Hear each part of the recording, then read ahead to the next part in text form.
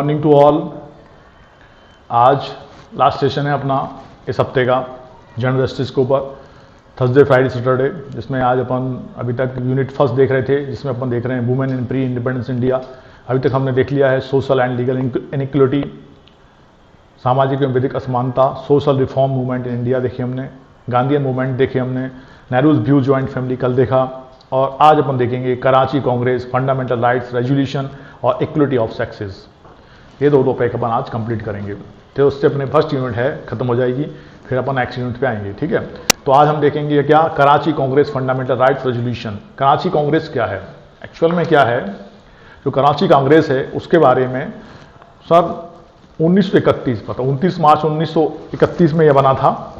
और सबसे पहले जो अपने फंडामेंटल राइट्स की जो नींव है जो यहीं से रखी गई थी, तो उसके बारे में हम थोड़ा सा जानेंगे। तो पहले हम देखें, इसमें आप चाहें तो उसको लिख भी सकते हैं, लेकिन फिलहाल आप सुने, है ना। यहाँ पे अपन ने लिखा है, the Gandhian Irwin pact was endorsed by the Congress in the Karachi session of 1931। 1931 में जो कराची सेशन हुआ था, है ना, और उसके इरविन पैक्ट के अंतर्गत, that was the held from March 26 to 31, और 26 से 31 मार्च के बीच में हुआ था ये। और Gandhi was nominated to represent Congress, और इसके जो रिप्रेजेंटेटिव बने थे वो थे महात्मा गांधी कांग्रेस की तरफ से, in the second round table conference, जो सेकेंड गोल में सम्मेलन था उस पर। और just a week Bhagat Singh हैं, वो सुखदेव हैं, and Rajpal Guru had executed, उनको फांसी हो गई थी। So there was anger in the public, इसके कारण जो आपकी कौन वो थी, जनता बहुत गुस्से में थी, क्योंकि उनके राजगुरु भगत सिंह और सुखदेव को फांसी कर दी गई थी। और उस समय तक जो भगत सिंह हैं उनकी भी फेमस बिल्कुल महात्मा गांधी के लेवल की हो गई थी, पूरे भारत में लोग उनको जानने लगे थे। लेकिन चूंकि उग्रवादी थे तो अंग्रेजों ने उनका दमन करने के लिए उनको फांसी की सजा दे दी थी। There was anger in the public whose point was that why Gandhi did accept to sign the pact, मतलब इससे भी नाराज थे कि गांधी ने इस पे ऐसे समझौते पे साइन क्यों किए। So when Gandhi was on the way to attend the Karachi session, all over the route he was greeted with the black flags, तो काले झंडे दिखाए थे।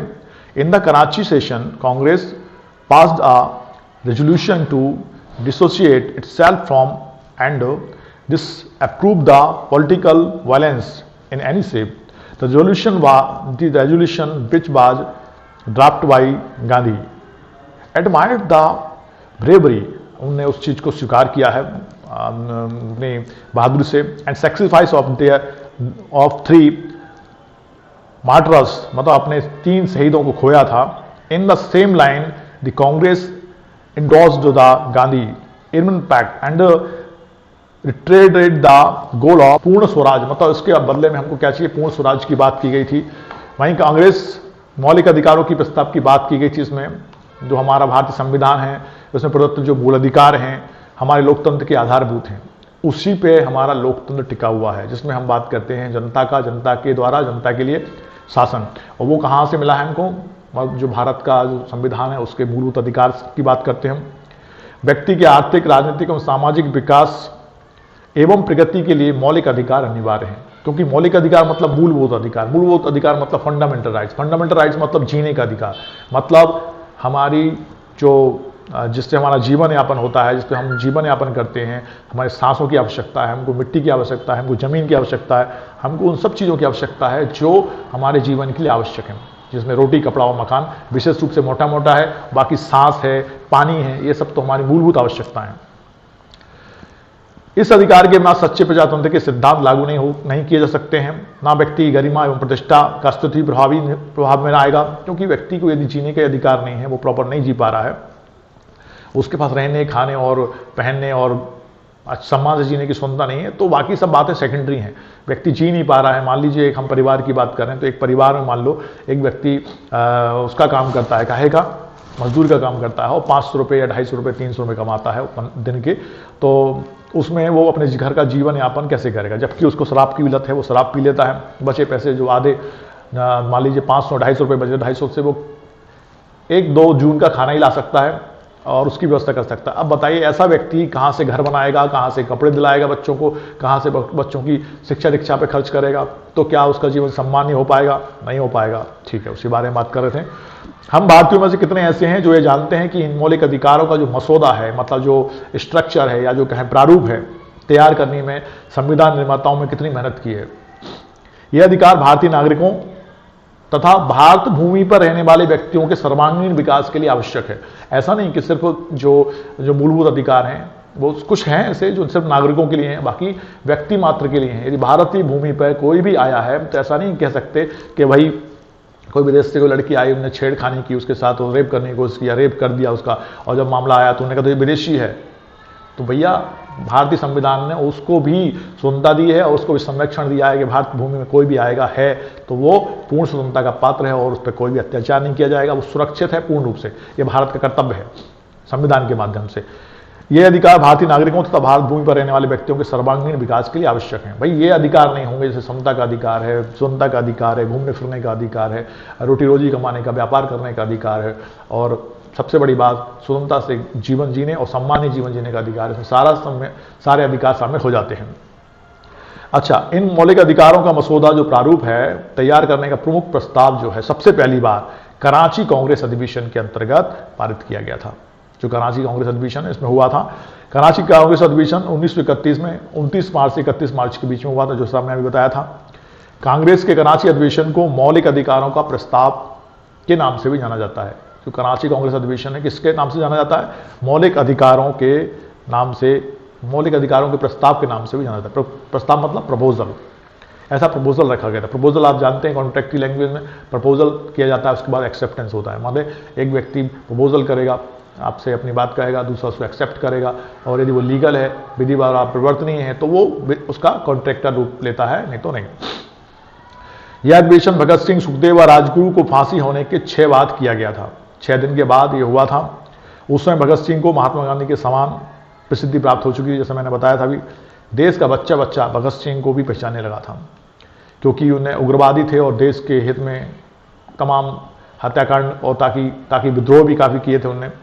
कराची के अधिवेशन में एक प्रस्ताव पारित किया गया जिसमें मौलिक अधिकारों एवं आर्थिक एवं राजनीतिक नीतियों का वर्णन किया गया था। ठीक है, पंडित जवाहरलाल नेहरू ने इस अधिवेशन की अध्यक्षता की थी।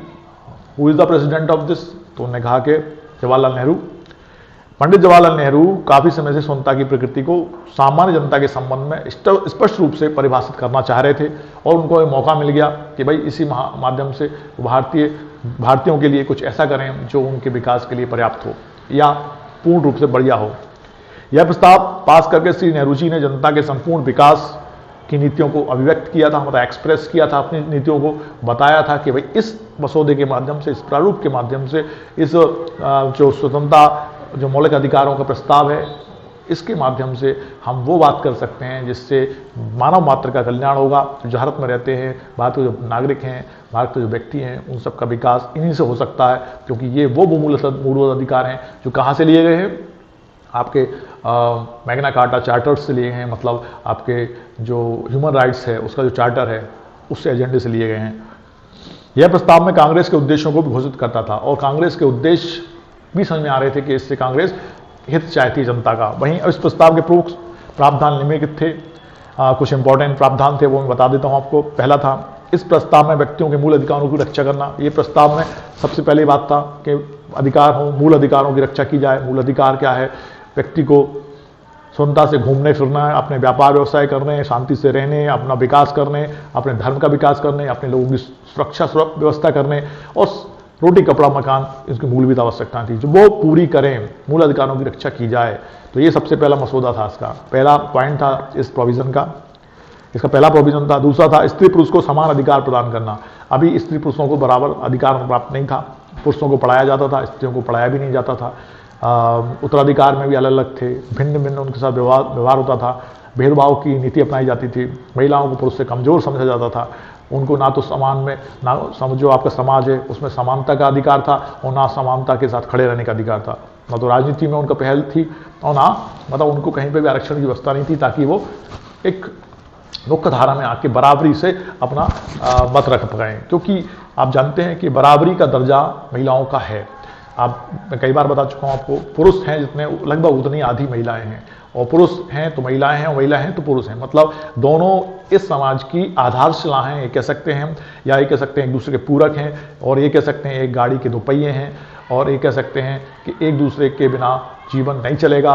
और इसके अलावा इस संसार की उत्पत्ति का भी पे रोक लग जाएगी यदि इनको नष्ट कर दिया जाए। और हमने बीच में यही किया, स्त्रियों की जनसंख्या कम करने में हम लग गए थे। तो उस पर उन्होंने कहा समानता की बात करके, और अब देखो क्या है, समाज में यदि धारणा बन गई है, समाज में धारणा है कि पुरुषों को अधिक महत्व है, लड़कों को ज़्यादा सम्मान है, लड़के ही अपने देश का भविष्य हैं, और लड़के ही एक परिवार को ऊपर ले जा सकते हैं, और जो पितृण हैं, ऋषिण हैं और देवऋण हैं वो पुरुष ही चुका सकते हैं, और अंतिम संस्कार में भी लड़के ही काम आएंगे। तो ये सब धारणाएं धीरे धीरे धीरे ऐसी जटिल हो गई थी कि स्त्रियों के प्रति आदमी का विमोह हो गया था, और स्त्रियों के प्रति स्त्री विरोधी हो गई थी, क्योंकि जैसी धारा, जैसी हवा समाज में बहती है वैसा लोग करते हैं।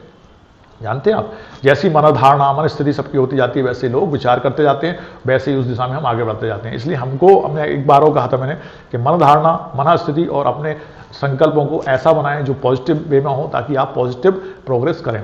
पॉजिटिव प्रोग्रेस करनी है तो हमको नेगेटिव विचारों को त्यागना होगा। ये नहीं हो सकता, क्यों नहीं हो सकता? सब कुछ हो सकता है। Everything is in this world, मतलब क्या हो सकता है? एवरीथिंग हो सकता है। कुछ भी करेंगे हम कर सकते हैं, क्योंकि हमको संकल्प है, और हम अच्छे काम करेंगे तो हम अच्छा पाएंगे। अच्छा, तीसरा पॉइंट था जाति एवं धार्मिक आधार पर होने वाली अस्पृश्यता एवं निरोग्यता को खत्म करना। जाति एवं धार्मिक आधार पर, जाति के आधार पर निरोग्यता है कि ये इस फलानी जाति का है, फलानी जाति का, ये नीच जाति का है, उच्च जाति का है, कुलीन जाति का है। तो उनमें विभेद करके हम क्या कर रहे थे? अपने लोगों के साथ ही अत्याचार कर रहे थे, अपने लोगों को ही पिछड़ रहे थे, अपने लोग पीछे रह जा रहे थे कि भाई फलानी जाति का है, इसको तो यहाँ बैठने का भी अधिकार नहीं है, यहाँ तो इसको रहने का भी अधिकार नहीं है, इस नदी तालाब कुएं में ये पानी नहीं भर सकता, वगैरह वगैरह। धार्मिक संस्थानों में वो नहीं जा सकता, इनमें प्रवेश नहीं होगा। इनके आधार पर जो अस्पृश्यता थी, जो छुआछूत था, उसको आर्टिकल 17 के माध्यम से संविधान ने खत्म कर दिया है। तो ये निर्गुणता को भी खत्म कर दिया। तो इसका एक मसौदा था कि ये भी इसमें होना चाहिए। ठीक है। चौथा था भाषाई आधार पर विभाजित क्षेत्रों का पुनर्गठन किया जाना। भाषाई आधार पर कि भाई यहाँ पे फलानी भाषा बोली जाती है, यहाँ पे फलानी भाषा बोली जाती है, यहाँ पे ऐसे बोलने वाले हैं, इस आधार पर विभेद था। तो उनको आपस में पुनर्गठित करके भाषाओं का विकास करना। तो वो जब संविधान बना तो उसमें देखा पहले 18 थी, फिर 22 भाषाओं को फिर अब बढ़ा दी। तो वो भाषाएं सब भी सम्मिलित करती जा रहे हैं। उन भाषाओं के आधार पर भी विभेद नहीं होगा। सब लोगों को अपनी भाषा बोलने का, उसको बढ़ाने का, पढ़ाने का, लिखाने का और उन पर अपना आधिपत्य रखने का अधिकार है, और इसके अलावा उसके विकास के लिए वो स्वतंत्र हैं। तो ये आधार पे चौथा था पॉइंट। पांचवा था इस प्रस्ताव के माध्यम से दलित वर्गों की रक्षा की का भी आश्वासन था। दलित वर्गों की रक्षा कि भाई मुख्य धारा में लाना उनको एक तो, और इसके अलावा उनके साथ होने वाले अत्याचारों को रोका जाना कि भाई ये नीची जाति का है तो इसको यही काम करना पड़ेगा, इसको तो मैरिड होना पड़ेगा, ये तो उच्च पद पे आ ही नहीं सकता, ये समाज में बैठ ही नहीं सकता, मंदिरों में जा ही नहीं सकता। तो उनकी रक्षा करना, और वही जा रहा है तो उनके साथ अत्याचार हो रहा है तो रक्षा करने का आश्वासन भी इसके अंतर्गत दिया जाए। ऐसा आपका जो था कांग्रेस अधिवेशन, या जिसको हम कहते हैं मौलिक अधिकारों का प्रस्ताव, जो 1931 20 मार्च को आया था, उसमें पहली बार प्रस्ताव रखा गया था। उपरोक्त सभी आश्वासनों को कालांतर में जाकर मूल अधिकारों में सम्मिलित किया गया है, हम जानते हैं। इस अधिवेशन में 6 से 8 अगस्त 1931 में ही ऑल इंडिया कांग्रेस कमेटी की मीटिंग में कुछ संशोधन किए गए थे। ये तो हुआ था आपका कब? मार्च में हुआ था, लेकिन बाद में जब अधिवेशन हुआ से संबंधित तो 6 से 8 अगस्त 1931 में ऑल इंडिया कांग्रेस कमेटी की मीटिंग में इसमें कुछ संशोधन किए गए थे। और जैसे अनुसूचित जाति और अनुसूचित जनजाति, SC और ST में हितों की सुरक्षा का ध्यान प्रस्ताव में नहीं रखा गया जा सका था, इसलिए इसमें संशोधन करके इनकी सुरक्षा का भी आश्वासन दिया गया, उसमें संशोधन हो गए थे। और 6वां पॉइंट था इसमें किसानों के भार को कम करने के लिए भूमि सुधार की बात भी संशोधन अधिनियम में की गई थी। किसानों के भार को कम करने के लिए, किसानों का भार कम करने के लिए मतलब क्या था कि भूमि उपजाऊ नहीं है, अनुपजाऊ है, सिंचित नहीं है, असिंचित है, पानी की व्यवस्था नहीं है, तले तालाब कुएं नहीं है, नहरें नहीं हैं, तो उससे संबंधित व्यवस्था करने में एक किसान को बहुत दिक्कत होती थी। और वो जब इतना गरीब होता था, उतना पैसे नहीं होता था कि इन सब की व्यवस्था कर पाए। तो गवर्नमेंट उनकी तरफ से मदद करे ताकि जो हमारा किसान है, जो हमारा अन्नदाता है, जिसको हम भूमि रक्षक कहते हैं या भूमि का किसान कहते हैं, वो उसका विकास हो और वो अपनी खेती खलिहानों में अच्छे से कर सके। तो उसके बारे में भी उन्होंने संशोधन अधिवेशन में किया गया था। तो अंततः यदि हम इसको देखें तो जो कांग्रेस अधिवेशन है हमारा, और कब होता है 29 मार्च से 31 मार्च के बीच में हुआ है। इसको मौलिक अधिकारों का प्रस्ताव भी कहा जाता है। और 6 दिन बाद आपके तीनों जो स्वतंत्रता सेनानी थे, भगत सिंह, राजगुरु और सुखदेव को मार दिया, फांसी पर चढ़ा दिया गया था। उससे पहले 6 दिन पहले ही उसके बाद हुआ था ये। और कांग्रेस, कराची के कांग्रेस अधिवेशन द्वारा भारतीय संविधान के महत्वपूर्ण भाग 3, मतलब इसको हम फंडामेंटल राइट्स कहते हैं, फंडामेंटल 22 भाग हैं आपके संविधान में, उसमें से तीसरे भाग में ये मौलिक अधिकारों का मसौदा तैयार किया गया था। और इस अधिवेशन की मुख्य बात यह थी कि उस समय स्त्री पुरुष समानता की एवं उन्हें समान अधिकार दिलाने का आश्वासन दिया गया था कि भाई स्त्री पुरुष समान है और उन्हें स्वतंत्रता से, समानता से, बराबरी से काम करने का अधिकार है और बढ़ने, पढ़ने, लिखने और शादी विवाह करने का भी पूरा अधिकार है। सबको अपनी स्वतंत्रता है और अपनी इच्छा का उपयोग कर सकते हैं अपने विकास में। समानता लोकतंत्र का आधार तत्व है, ये बात पक्की है। यदि कोई लोकतंत्र है या डेमोक्रेसी है जब, तो उसको कहते हैं स्वतंत्रता के बिना डेमोक्रेसी किस काम की। यहाँ पे कोई राजा नहीं है, यहाँ के कोई मंत्री नहीं है किसी का, यहाँ पे सब स्वतंत्र हैं। यहाँ पे जनता का, जनता के लिए, जनता के द्वारा, to the public, for the people और by the people, by the people, to the people और फॉर द पीपल, मतलब जनता का, जनता के लिए, जनता के द्वारा शासन है। सभी व्यक्तियों के आर्थिक मतलब फाइनेंशियल, सामाजिक मतलब सोशल एवं राजनीतिक मतलब पॉलिटिकल विकास एवं प्रगति के लिए इन अधिकारों में समानता अनिवार्य है। भाई आप ये देखें कि हम 3 लोगों को दौड़ लगाने के लिए तैयार करते हैं। एक बिल्कुल स्वस्थ बच्चा है, एक बच्चा बीमार है और एक बच्चा हैंडीकैप है। अब तीनों को हम एक साथ दौड़ लगाएंगे तो क्या वे दौड़ में यार बराबरी की दौड़ होगी? बताइए मुझे, क्या बराबरी की दौड़ है? नहीं है। क्यों नहीं है? कि एक तो स्वस्थ है, एक बीमार है और एक हैंडीकैप है। तीनों की क्षमताएं अलग अलग हैं, तो उन तीनों की क्षमता या तो हम बराबर कर दें या तीनों को एक साथ दौड़ें। अब या तो हम तीनों को पैर पट्टा बांध दें और तीनों को स्वस्थ कर दें फिर दौड़ें, और तीनों हैंडीकैप है आप दौड़ें, तो हैंडीकैप के साथ दौड़ सकता है, बीमार के साथ दौड़ सकता है, स्वस्थ के साथ दौड़ सकता है। तो उन्होंने कहा कि उसके आधार पर उसको थोड़ा सा आरक्षण मिलना चाहिए। तो वही संविधान में आरक्षण की व्यवस्था इसलिए की गई है, स्त्रियों के लिए, बच्चों के लिए और SC ST OBC के लिए, ताकि समाज की मुख्य धाराओं में आने के लिए उनको वो चीज़ें उपलब्ध कराई जा सकें ताकि वो समाज की मुख्य धारा के बराबर खड़े हो सकें और खड़े होके उनके बराबर कर सकें। इसलिए वो आरक्षण था। आरक्षण धीरे धीरे बढ़ते बढ़ते बहुत बढ़ गया, जबकि उसकी आवश्यकता अब धीरे धीरे समाप्त हो रही है, क्योंकि हमने सामान्य जन की तरह उनको सामान्य मुख्य धारा में ला दिया है। सब मुख्य धारा में आ रहे हैं अब धीरे धीरे, और उनको अब धीरे धीरे वो आरक्षण आर्थिक आधार पर होना आवश्यक हो गया है। आर्थिक आधार पर होगा आने वाले समय में, जाति के आधार पर नहीं होगा। ऐसा मसौदे तैयार हो रहे हैं और से प्रपोजल चल भी रहे हैं, क्योंकि आर्थिक आधार वो आधार है जिसमें कि अब चाहे SC का हो, चाहे ST का हो, चाहे OBC का हो, चाहे जनरल का हो, जो भी आर्थिक आधार पर कमजोर पाया जाएगा, और उसके लिए सारी व्यवस्थाएं कर रखी हैं सरकार ने।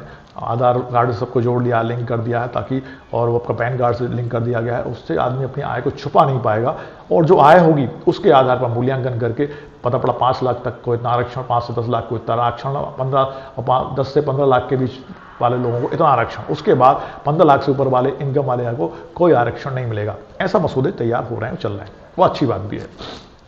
अच्छा, उससे भेदभाव खत्म हो जाएगा, उससे कोई किसी के बारे में ये नहीं कह पाएगा कि भाई तू फलानी जाति का है, तू तो आरक्षण ले रहा है, तू सामान्य जाति का, सब खत्म, सब एक से हैं और जिसको आवश्यकता है उसको आरक्षण मिलेगा।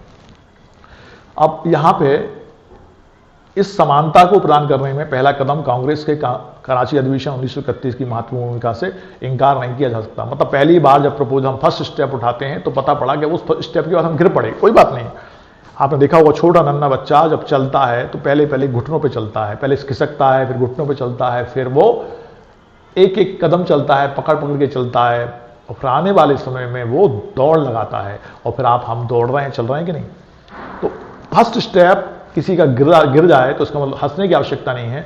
वो आवश्यकता क्या है, वो फर्स्ट स्टेप है, उसमें वो बढ़ेगा। तो फर्स्ट स्टेप का रूप काम किया इसने, और 1931 में इस मसौदा तैयार हो गया। कांग्रेस जो आपका कांग्रेस कांची मौलिक अधिकार का प्रस्ताव था, वो हमारा इस नाम से जाना जाता है। तो ये था हमारा कराची कांग्रेस मौलिक अधिकारों पर प्रस्ताव या अधिवेशन। अब हम देखते हैं इसका सेकंड पॉइंट है सेक्सुअल इक्वलिटी के बारे में बात करेंगे हम आज। सेक्सुअल इक्वलिटी माने equality of sexes, equality of sexes जो है उसके बारे में बात करेंगे। अब बात यह आती है कि इसमें अपन यदि देखें तो हम कह सकते हैं कि इसको इक्वलिटी सेक्सेज मतलब लैंगिक समानता की बात कर सकते हैं। लैंगिक समानता मतलब क्या होती है? लैंगिक समानता मतलब सभी लिंग समान हैं, लिंगों के आधार पर, स्त्रीलिंग पुल्लिंग के आधार पर, अन्य किसी लिंग के आधार पर यह विभेद किया जाना क्या उचित है कि ये काम कर सकता, ये काम नहीं कर सकता, जबकि वास्तविकता ऐसी कुछ भी नहीं है। मैंने कल आपको बताया था कि आप व्यक्ति को हम हिप्नोटाइज करते जाते हैं कि तुम ये नहीं कर सकते, ये नहीं कर सकते, जबकि वो कर सकता है। क्यों? क्योंकि उसमें वही क्षमता है जो आपके अंदर है। आप भी उसी शरीर से बने हैं, आपके अंदर भी वही रक्त और मांस मज्जा बह रहा है, आपके अंदर भी वो शक्तियां हैं। तो इसके बारे में अपन बात करते हैं। कराची कांग्रेस जो अधिवेशन हुआ था ना 1931 में, जो कराची कांग्रेस हुआ था अधिवेशन, जिसकी अध्यक्ष जवाहरलाल नेहरू ने की थी, तो पहला अधिवेशन ऐसा था जिसमें मौलिक अधिकारों की बात की गई थी और उसका मसौदा तैयार किया गया था। प्रस्ताव रखा गया था कि भारतीयों को, जो भारत में रहते हैं और जो भारत के नागरिक हैं, है ना, ध्यान सुनना, जो भारत में रहते हैं और जो भारत के नागरिक हैं, इसका मतलब क्या है? नागरिक और व्यक्ति में अंतर है, ध्यान रखना। कुछ मौलिक अधिकार ऐसे हैं जो व्यक्तियों को प्राप्त हैं, मतलब सबको प्राप्त है, और कुछ ऐसे अधिकार हैं जो सिर्फ भारतीय नागरिकों को प्राप्त हैं। और भारतीय नागरिक को आप जब पढ़ेंगे संविधान तो वहां देखेंगे कि भारतीय नागरिक कौन है। वो है जिसको नागरिकता प्राप्त है ना, who have a citizenship of India, जिसके पास सिटीजनशिप है, ठीक है। लेकिन भारत में कोई बाहर से आया है तो सुनो अभी डिस्टर्ब नहीं करो, जो बाहर से आया है तो वो भी तो भारत में रह रहा है, मान लो, है ना, कोई भी हो सकता है, व्यापार करने आया है, घूमने आया। ओफो, अभी देखो जब मैं कहूं तब बोलना, बीच में डिस्टर्ब करोगे तो वो अपनी लिंक टूट जाएगी बेटा, है ना। तो क्या है, जैसे कोई बाहर से आया, घूमने आया है, पर्यावरण पे आया, उस पर अपने पर्यटन में आया है, या सामान्य रूप से कोई खेल में आया है, या कोई व्यापार करने आया है, तो वो भारतीय नागरिक नहीं है, ठीक है, लेकिन वो व्यक्ति तो है, ठीक है।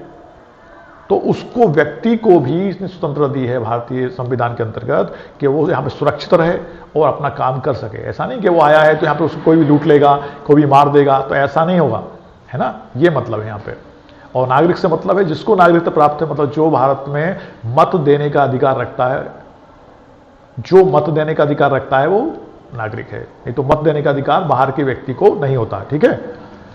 समझ में आई बात? ओके, अब चलें आगे। अब आगे चलें, क्या नाम है आपका? हाँ सूरज, अब आगे चलें बेटा। नहीं, मैं कांग्रेस के बारे में ना कांग्रेस को पढ़ाता हूं ना मैं बीजेपी को पढ़ाता हूं, तो पता है ना, धर्मनिरपेक्ष राज्य है भारत। यहां पे मैं किसी पार्टी की बात नहीं करता, मेरा मतलब ही नहीं है कोई यहां पार्टी से ना। एक टीचर को किसी पार्टी से मतलब नहीं होता, उसको मतलब होता है देश के विकास से, उसको मतलब होता है कि लोगों को लाभ हानि हो रही है तो उस बारे में बात करें, लाभ कैसे हो सकता है उस बारे में बात करें, बस, है ना। पार्टियों से कोई लेना देना नहीं, जो पार्टी अच्छा करेगी, देश के लिए करेगी, वो पार्टी को अपन मत देंगे, खत्म बात, ठीक है ना। नहीं, वही मैं कह रहा हूं, नहीं देखो, यदि अपने सब्जेक्ट में आएगा तो पढ़ाना ही पड़ेगा, क्योंकि शुरू से कोई गलत नहीं होता है ना, शुरू से कोई गलत नहीं होता। एक और बात बताऊं, राणा ने क्वेश्चन मार्क कर ही दिया है, तो कोई भी व्यक्ति गलत नहीं होता कभी, ठीक है। परिस्थितियां ऐसी होती हैं जिसके कारण वो ऐसा करता है और उसके कारण वो बाद में सुधर भी सकता है। ऐसा नहीं कि एक व्यक्ति ने कभी कोई चोरी कर दी तो वो चोरी रहेगा जिंदगी भर, नहीं, वो उसकी परिस्थिति थी जिस कारण वो भूख से मर रहा था, या किसी कारण से उसको इतनी आवश्यकता थी कि वो उसने चोरी कर ली, लेकिन उसके कारण व्यक्ति के हम व्यक्तित्व पे क्वेश्चन मार्क लगा दें हमेशा के लिए तो वो गलत हो जाएगा, है ना।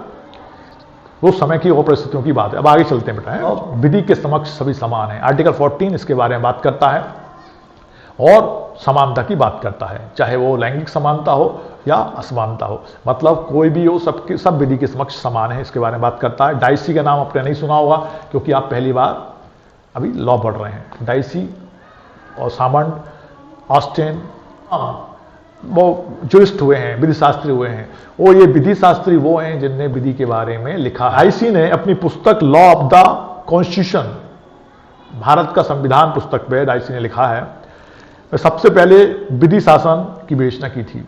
विधि शासन मतलब विधि का शासन।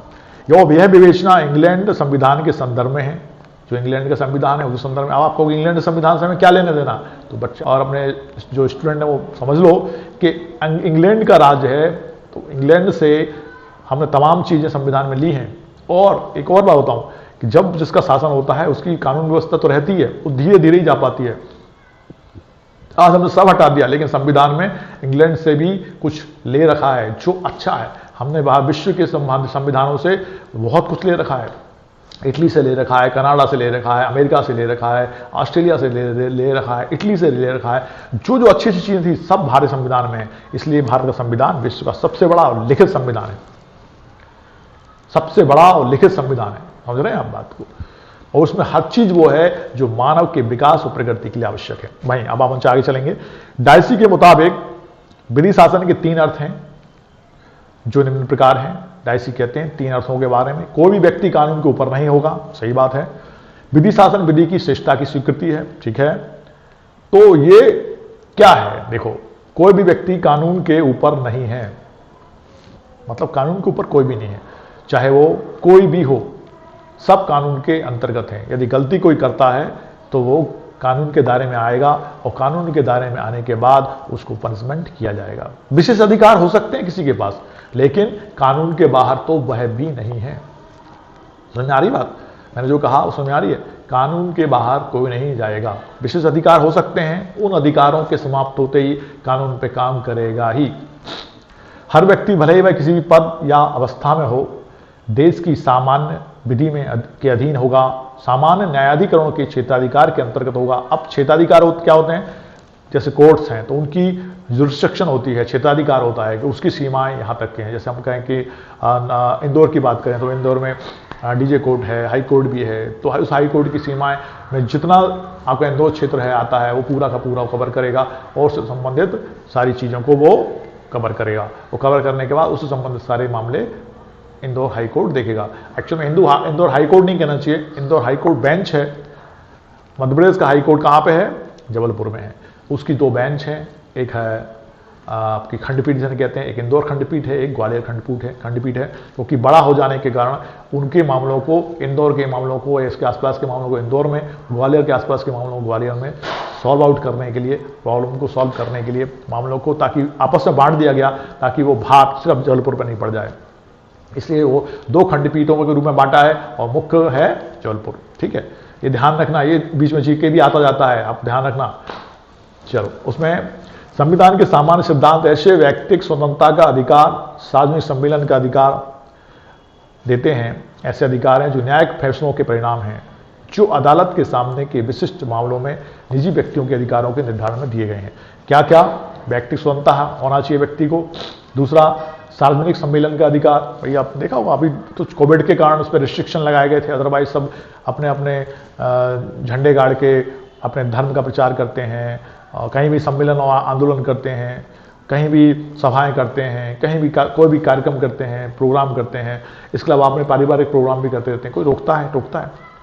अब मान लो आपने कहा कि रिस्ट्रिक्शन तो है सर, 10 बजे के बाद बैंड नहीं बजाना, तो वो सामान्य हित में है, समाज के हित में है कि पता पड़ा किसी घर में, किसी परिवार में कोई दुखी है, बीमार है, अस्वस्थ है, इसको साउंड की आवाज़ या पूरे वातावरण को हम परेशान कर रहे हैं रात में 10 बजे के बाद, तो वो रिस्ट्रिक्शन मानव हित में लगाए जा सकते हैं। अदरवाइज कोई रिस्ट्रिक्शन नहीं है। व्यक्ति स्वतंत्रता है, आप कभी भी सोएं, कभी भी उठें, कभी भी कुछ भी करें, जो आपका उद्योग धंधा है वो करें। आपको रोका टोका किसी ने? कोई आपसे कहता है कि दुकान सुबह आप 10 बजे नहीं खोलेंगे, आप तो 8 बजे ही खोलेंगे? नहीं कहता। रात में 9 बजे बंद करने का है, इसलिए है कि आपकी सुरक्षा व्यवस्था उसमें आवश्यक है। इसलिए उन्होंने कहा रात में 9 बजे बंद कर दें, क्योंकि 9 बजे के बाद असामाजिक तत्व यदि घूम रहे हैं, आपको लूट लें, परेशान कर लें, हो सकता है वहाँ प्रशासन की व्यवस्था ना हो पाए, तो आपके हित में वो 9 बजे का समय निर्धारित कर दिया। आपके हित में एक हफ्ते में 1 दिन आपको रेस्ट करना पड़ेगा, चाहे वो कोई भी रेस्ट का दिन हो, वो आप निर्धारित कर सकते हैं। तो ये आपकी व्यवस्था है। वैसे स्वतंत्र सारी हैं। रिस्ट्रिक्शन किस लिए है? वो भी मानव हित में, मानव के विकास के लिए है ना। कोई रिस्ट्रिक्शन ऐसे नहीं लगाए जिससे आपका विकास रुक जाए। तो ये पहला था, इसमें कोई भी व्यक्ति कानून के ऊपर नहीं होगा। दूसरा है विधि शासन विधि की श्रेष्ठता की स्वीकृति है। विधि शासन विधि की श्रेष्ठता की स्वीकृति है, मतलब विधि सर्वोपरि है, लॉ सर्वोपरि है। लॉ सर्वोपरि है मतलब एक व्यवस्था, एक कानून व्यवस्था जिसके अंतर्गत सब आते हैं, वो सर्वोपरि क्यों है? क्योंकि यदि वो सर्वोपरि नहीं होगी तो फिर समाज में अराजकता फैल जाएगी, समाज कानूनों का पालन नहीं करेगा, न्याय व्यवस्था भंग हो जाएगी, नियमों का पालन नहीं करेगा, डिसिप्लिन खत्म हो जाएगा, कोई कुछ भी करेगा, कोई किसी भी को भी लूट लेगा, स्त्रियों महिलाओं का निकलना मुश्किल हो जाएगा, बच्चों का विकास रुक जाएगा, समाज का विकास रुक जाएगा, अपने राष्ट्र का विकास रुक जाएगा, विश्व में हमारी स्थिति गंभीर और कमजोर हो जाएगी।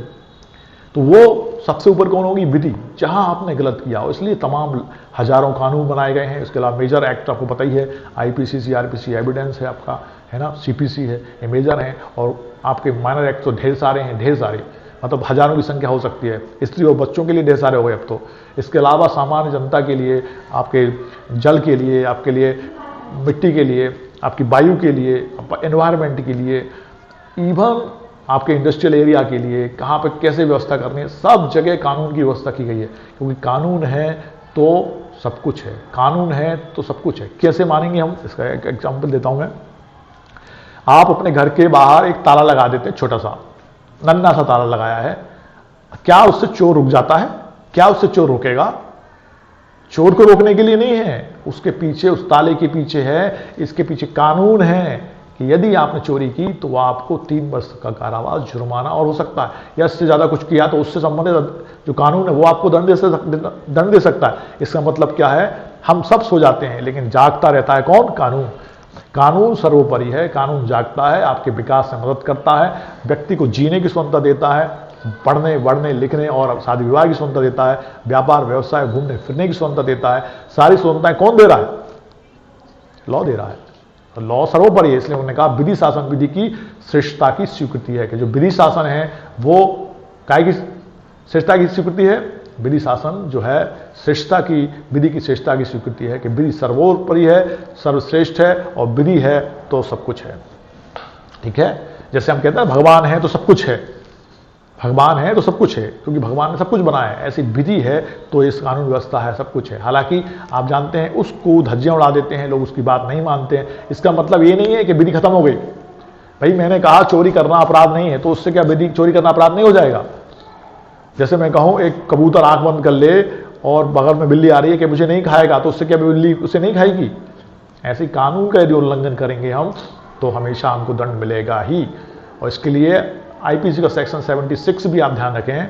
आईपीसी का जो सेक्शन है 76 वो कहता है विधि की भूल क्षम्य नहीं है, तथ्य की भूल क्षम्य है। तथ्य की भूल क्षम्य हो सकती है, तथ्य कुछ भी हो सकता है, बदल सकता है, लेकिन विधि बदलती नहीं है। अब आप कहेंगे बदलती है सर, हाँ तो अमेंडमेंट होते हैं तो बदलती है, और जब तक नहीं बदलती तब तक वही मानी जाएगी जो कि है। और विधि का जो प्रभाव है आगे की तरफ रहता है, पीछे की तरफ नहीं। पता पड़ा कि आज मैंने कुछ किया, आगे आने वाले समय विधि में संशोधन हो गया, तो उस संशोधन के प्रभाव आज किए गए अपराध पे नहीं पड़ेगा। ठीक है, आगे की तरफ चलती है, और विधि सर्वोपरि है। इसका हमने अच्छा एग्जाम्पल देख लिया कि विधि सर्वोपरि है और विधि जागती रहती है। तथ्य की भूल क्षम्य है। तथ्य क्या होते हैं? जैसे कि मैं यहाँ बैठ के पढ़ा रहा हूँ, आप घर पर बैठ के पढ़ रहे हैं, अपने बच्चों को खिला रहे हैं, कुछ चालू करके चले गए हैं, कुछ नाश्ता कर रहे हैं, कुछ नहाने चले गए हैं, कुछ बतिया रहे हैं, कुछ बैठ के ध्यान से पढ़ रहे हैं, कुछ सामने बैठे हैं, कुछ क्वेश्चन मन में आ रहे हैं। तो ये सब क्या फैक्ट है, तथ्य है, बदल रहे हैं, अलग अलग हैं। लेकिन लॉ क्या है? यहाँ पे लॉ ये है कि श्रीवास्तव जी को 11 बजे से 40 मिनट की क्लास लेनी है तो वो लेंगे, ये लॉ है मान लीजिए थोड़ी देर के लिए, और यदि इसका वायलेशन करते हैं तो उनको पनिशमेंट किया जाएगा। तो ये उनको ज्ञात होना चाहिए। या कोई विधि है, मान लो एक विधि है कि विधि का पालन नहीं किया तो आपको दंड मिलेगा, और विधि का पालन नहीं किया और बजा के कोर्ट में मैं आके कहता हूं मैं I don't know sir what is the law, विधि क्या है मैं नहीं जानता, मुझे नहीं पता था कि चोरी करना अपराध है, मैं नहीं जानता कि मुझे लड़कियों को छेड़ना अपराध है, अरे मैं नहीं जानता था कि किसी को थप्पड़ मारूंगा तो अपराध है। यदि ये कह दिया जाता कि विधि की भूल भी क्षम्य है तो हर एक अपराधी, हर एक आरोपी जाके कोर्ट में यही खड़ा हो कहता I don't know what is the law, विधि क्या है। तो इसका एक और बात बता देता हूं मैं फटाक से इसके बारे में, कि जब भी कोई विधि बनती है तो बनने के बाद यदि वो संसद में बनी है तो लोकसभा, राज्यसभा साइन होने के बाद, फिर वहाँ के अध्यक्ष के साइन और राष्ट्रपति के साइन होने के बाद विधि बन जाती है। उसके बाद एग्जीक्यूशन में आती है, जो भी तारीख हो, जिस तारीख से वो राज्यपाल या राष्ट्रपति ने साइन कर दिए, तो उसके बाद वो गजट में प्रकाशित की जाती है। ठीक है, और गजट में प्रकाशित होने के बाद ये माना जाता है कि everybody knows what is the law about that. उस विधि के बारे में हर एक जानता है कि उस विधि के बारे में सब जान गए कि वो विधि क्या है। भले किसी ने पढ़ी हो चाहे नहीं पढ़ो, आज बताओ इतने हजारों एक्ट हैं, हजारों लॉज हैं, तो क्या हमें सब पढ़ लिए क्या? सामान्य जनता ने तो क्या मैंने नहीं पढ़े, सारे लॉयर पढ़ते हैं क्या? नहीं पढ़ते। सबको पता है क्या? नहीं पता। लेकिन माना क्या जाता है? सबको पता है। ठीक है, तो ये हो गया विधि का मामला। तो उन्होंने कहा विधि की भूल क्षम्य नहीं है, तथ्य की भूल क्षम्य है। तो इसलिए उन्होंने कहा विधि सर्वश्रेष्ठ है, विधि सर्वश्रेष्ठ क्यों है? क्योंकि ये उससे सर्वश्रेष्ठता दिखाई दे रही है कि विधि शासन में विधि सर्वश्रेष्ठ, हाँ विधि का शासन है। कि विधि शासन है मतलब कानून से ऊपर कोई नहीं है, ना राष्ट्रपति, ना राज्यपाल, ना उपराज्यपाल, ना मंत्री, ना प्रधानमंत्री, ना एक सामान्य व्यक्ति, एक ना कोई बहुत बड़े पद वाला व्यक्ति, ना एक गरीब, ना एक गुरबा, कोई भी विधि से ऊपर नहीं है। जो रॉन्ग करेगा तो उसको दंड मिलेगा, उसके लिए खिलाफ रेमेडी है। आगे, अमेरिका में न्यायिक उच्चता श्रेष्ठ है क्योंकि वहां विधानमंडल और शासन न्यायिक उच्चता के अधीन उसी तरह है जैसे कार्यकारिणी विधि के अधीन हो। लेकिन भारत में न्यायिक और संसदीय उच्चता की संधि के आधार पर शासन होता है। विधायन कार्य भी न्यायिक क्षेत्र के भीतर ही होते हैं। जब तक कि संविधान में संशोधन न हो जाए, जब तक ऐसी विधि असंवैधानिक घोषित न की जाए, तब तक वो विधि विधि ही रहेगी। मैंने आपको कहा ना, जब लॉज बनते हैं, एक्ट बनते हैं, तो सबसे सर्वोपरि क्या है? हमारा संविधान है। संविधान क्या है? उनका ओरिजिन है, मतलब जन्मदाता है या पिता है कह सकते हैं। कोई भी लॉ बनेगा तो संविधान के अंतर्गत बनेगा। संविधान से ऊपर कोई भी लॉ जा नहीं सकता। जो भी एक्ट बनता है, यदि वो संविधान के किसी पार्ट का वायलेशन कर रहा है, उसको लांघ रहा है, तो न्यायालय वो कहा जाएगा कि उस एक्ट में से उस सेक्शन को हटा दिया जाए, उस पार्ट को हटा दिया जाए। यदि वो पार्ट हटाने से उस विधि का जो बनाने का उद्देश्य खत्म हो जाता है, तो ऐसी विधि को आप बंद कर दो, लेकिन वो संविधान के ऊपर नहीं जाएगी, ओवरलेप करने का उसको राइट नहीं है। तो ये था आपके संविधान और भारत विधि की सर्वोच्चता के बारे में। और अब आप हम बात करते हैं भारत संविधान में विधि के समक्ष समानता के बारे में, कि विधि के समक्ष सभी समान हैं, है ना। अच्छा, विधि के समक्ष समानता का अभिप्राय व्यक्तियों के बीच पूर्ण समानता की स्थापना किए जाने से नहीं है। आज समझना बात को, कि विधि के समक्ष सभी समान है, समझ नहीं कि सभी विधि के पूर्ण समानता की स्थापना सबके बीच में हो गई, सब समान हो गए। सब समान हो ही नहीं सकते। मैंने आपको भी बताया था, एक हैंडीकैप है, एक बीमार है और एक स्वस्थ है, तीनों एक साथ बराबर नहीं हो सकते। समानता का मतलब ये नहीं कि तीनों समान, समानता का मतलब है उन जैसों में समानता। समझ रहे हैं आप? उन जैसों में समानता। किस किस में कॉम्पिटिशन होगा? जो एक से हैं। ठीक है, आप देखो वो जो कुश्तियां भी होती हैं या कुछ जो पर्सनल वो होते हैं, जैसे बैडमिंटन है या आपका वो क्या कहते हैं उसको, कुश्ती है या मल्लयुद्ध है या बॉक्सिंग है, तो उनको वेट, एक लेवल के वेट वाले लोग एक साथ लड़ते हैं। अलग अलग वेट वाले लड़ते हैं, देखे हमने। वो अलग कंडीशन है कि वो खुद लड़ने को तैयार है तो फिर उसको परमिशन मिलती है तो वो लड़ सकता है। अदरवाइज जिस वेट का जो है उसी वेट में वो एक अपना कॉम्पिटिशन करेगा।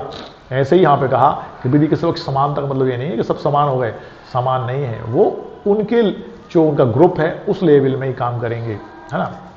समझ में आ गई होगी। इसका तात्पर्य है कि जन्म, मूल वंश आदि के आधार पर व्यक्तियों के मध्य विशेषाधिकारों तथा कर्तव्यों को प्रदान करने में कोई भेदभाव नहीं किया जाएगा। इस आधार पर कि जन्म उसका कहाँ हुआ है, जन्म कब हुआ है, किस जाति में हुआ है, उसका वंश क्या है, इस आधार पर विभेद नहीं किया जाएगा। ठीक है। डॉक्टर जेनिंग्स के मुताबिक, डॉक्टर जेनिंग्स क्या कहते हैं? विधि के समक्ष समता का तात्पर्य है कि समान विधि होना चाहिए तथा वह समान रूप से लागू किया जाना भी चाहिए। ठीक है। और सभी प्रकार के व्यक्तियों के साथ एक ही प्रकार का व्यवहार किया जाना चाहिए। ठीक है।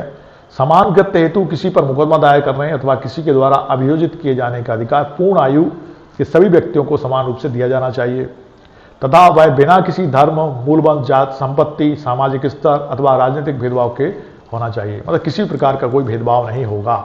अब हम नेक्स्ट क्लास में आर्टिकल 14 से लेके आर्टिकल 18 देखेंगे। समता के बारे में बात करते हैं। भाई समता के बीच में कुछ विभेद भी लाने के बाद भी वो समता असमता में नहीं बदलेगी। जैसे कि 15 और 16 के अंतर्गत महिलाओं और बच्चों को विशेष अधिकार दिए गए हैं। वो विशेष अधिकार दिए जाने के बावजूद समानता की बात की गई है, समानता की आवश्यकता कही गई है और समान रूप से सबको संरक्षण प्राप्त है और समान रूप से सबको विकास की बात की है। तो मिलते हैं मंडे को अपन वुमेन इन क्रिमिनल लॉ पे। ठीक है, तब तक के लिए गुड डे, गुड बाय।